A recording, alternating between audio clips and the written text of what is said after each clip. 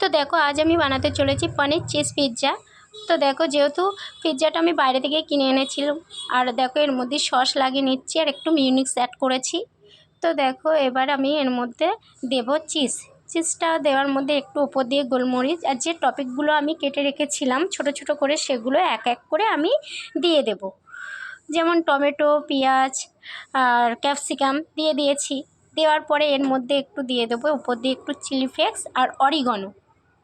দেওয়ার পরে আর একটা জিনিস অ্যাড করব, সেটা হলো কর্নসটা যেহেতু মার্কেটে পাওয়া যায় সব জায়গায়, তো সেটা দিয়ে দিলাম। তো এটা দেওয়ার পরে আমি এরপরে দিয়ে দেবো যে মেন জিনিস, সেটা হলো পনির। তো দেখো আমি পনিরটাও গ্রেট করে দিয়ে দিয়েছি। পনির গ্রেট করে দেওয়ার পরে দিয়ে দেবো এর উপর দিয়ে এবারে চিজ।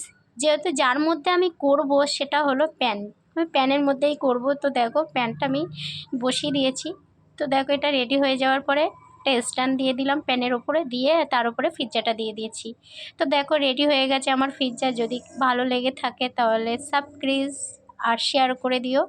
Tata, bye bye.